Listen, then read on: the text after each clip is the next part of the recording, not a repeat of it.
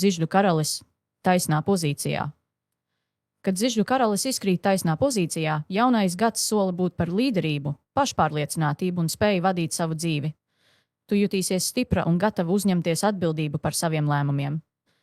Šī kārts norāda, ka tu spēsi iedvesmot citus un būt autoritāte ne tikai sev, bet arī tiem, kas tevi apbrīno.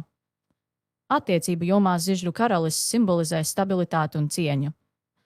Ja esi attiecībās, šis gads varētu būt laiks, kad tu un tavs partneris spējat izveidot spēcīgu un nobriedušu saikni. Jūs abi jutīsieties kā vienota komanda, kurā katrs papildina otru. Ja esi viena, šī kārts norāda uz iespēju satikt kādu, kurš ir nobriedis, harizmātisks un gatavs uzņemties atbildību attiecībās. Šī persona varētu būt kā īsts līderis, kurš iedvesmo un atbalsta. Darba un finanšu jomā zižļu karalis sola panākumus un atzinību. Šis ir gads, kad tu vari kļūt par vadošo figūru savā profesionālajā vidē. Tu spēsi pieņemt drosmīgus lēmumus un īstenot savas idejas, kas nesīs pozitīvus rezultātus. Finansiāli šī kārts norāda uz stabilitāti un iespējām, ko sniedz tava spēja plānot un vadīt. Iespējams, tu ieguldīsi līdzekļus ilgtermiņa projektos, kas nesīs ievērojamus ienākumus.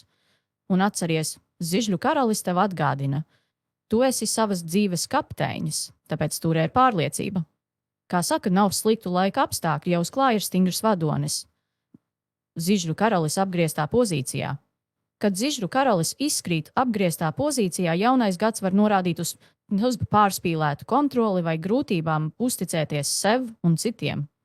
Tas ir laiks, kad tev jāpārskata, vai tava enerģija netiek tērēta mēģinājumos pārāk stingri kontrolēt visu apkārtējo.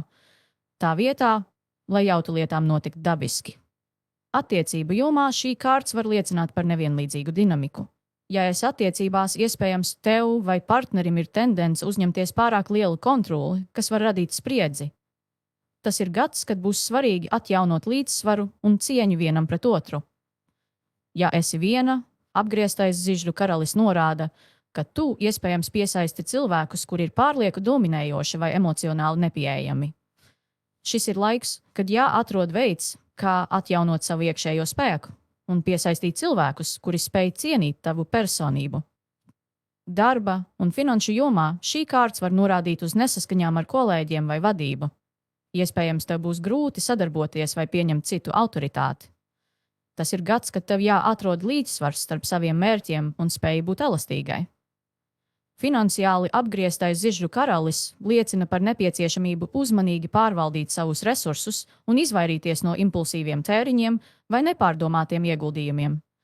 Un atceries, apgrieztais zižļu karalis tev saka, ka pat vislielākais vadonis reizēm var atslābt un ļaut lietām ritēt savu gaitu. Kā saka, nevajag pārāk stipri turēt grožus, lai zirgi spētu droši kustēties uz priekšu.